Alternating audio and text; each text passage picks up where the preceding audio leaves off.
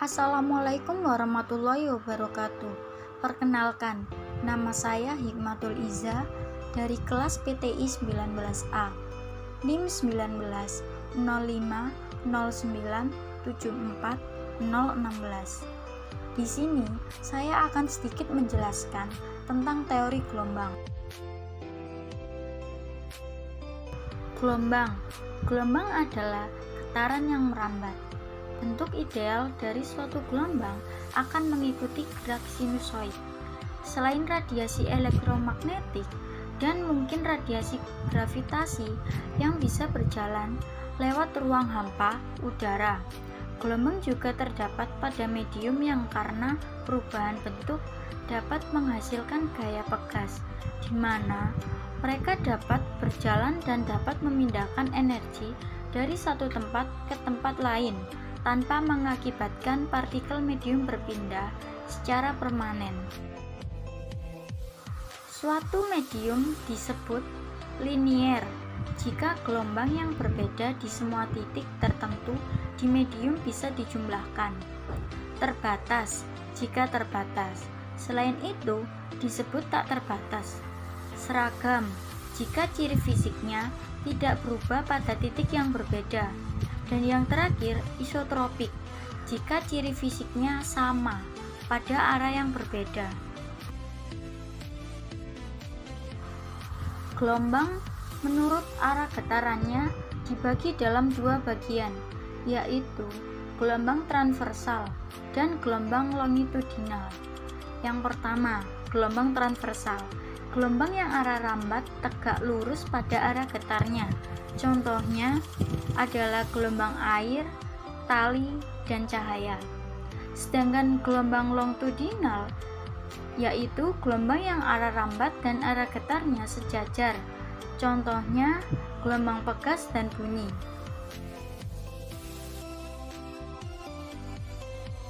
Selanjutnya, ada gelombang menurut medium rambatnya dibagi dalam dua bagian, yaitu gelombang mekanik dan gelombang elektromagnetik. Gelombang mekanik yaitu gelombang yang membutuhkan media dalam merambat. Contohnya adalah gelombang tali dan bunyi. Sedangkan gelombang elektromagnetik adalah gelombang yang dapat merambat di ruang hampa dan di medium. Contohnya adalah cahaya, gelombang radio, dan sinar X. Selanjutnya, gelombang menurut amplitudo dan fasenya dibagi dalam dua bagian, yaitu gelombang berjalan dan gelombang diam, atau biasa disebut stasioner.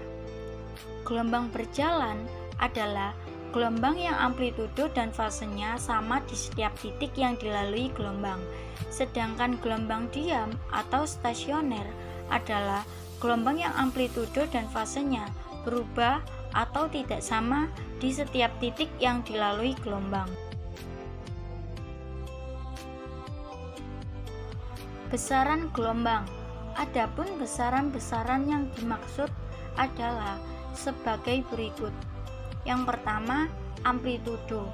Amplitudo adalah simpangan maksimum gelombang yang memiliki satuan meter. Yang kedua, panjang gelombang.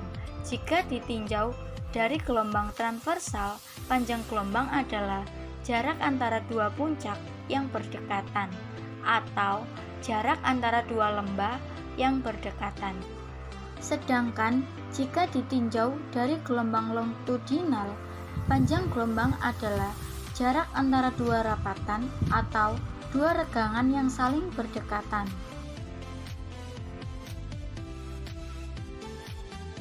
Yang ketiga, frekuensi gelombang adalah banyaknya gelombang yang bisa terbentuk setiap detik. Secara matematis, frekuensi dirumuskan seperti di bawah. Yang keempat, ada periode gelombang. Adalah waktu yang dibutuhkan gelombang untuk menempuh satu panjang gelombangnya. Periode juga bisa didefinisikan sebagai waktu yang dibutuhkan gelombang untuk melakukan satu kali putaran. Secara matematis, periode dirumuskan seperti di bawah ini.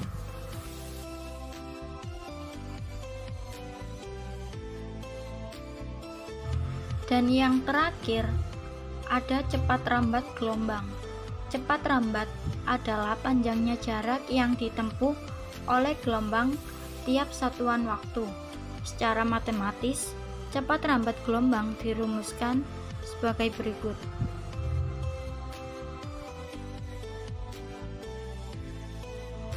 Sifat-sifat gelombang mekanik dan elektromagnetik sebagai berikut.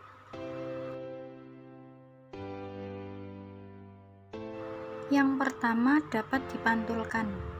Sudut datang sama dengan sudut pantul sebagai prinsip utama pembuatan antena. Yang kedua, dapat dibiaskan atau refraksi. Kejadian di mana gelombang yang mengenai objek akan merubah sudut atau arah dari suatu gelombang menjadi menyimpang dari arah atau sudut awal. Yang ketiga, mengalami dispersi. Peristiwa penguraian cahaya polikromatik atau putih menjadi cahaya-cahaya monokromatik atau Mejiku Hibiniu pada prisma lewat pembiasan atau pembelokan. Hal ini membuktikan bahwa cahaya putih terdiri dari harmonisasi berbagai cahaya warna dengan berbeda-beda panjang gelombang.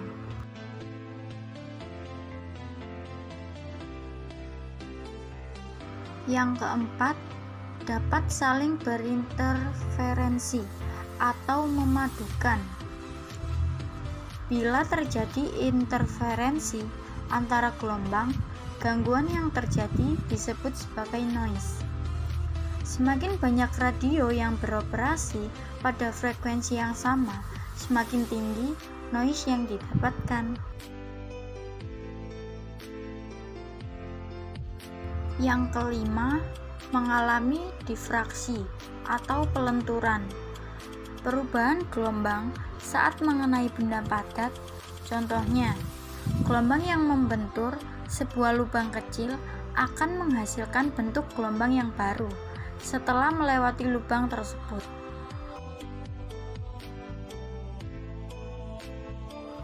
Yang keenam, mengalami penyerapan atau absorpsi. Beberapa material atau bahan padat dapat menyerap atau memantulkan gelombang dengan kadar yang berbeda.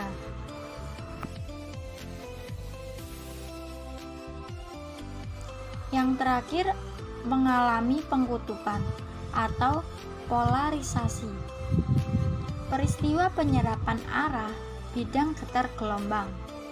Gejala polarisasi hanya dapat dialami oleh gelombang transversal saja. Cukup sekian dan terima kasih.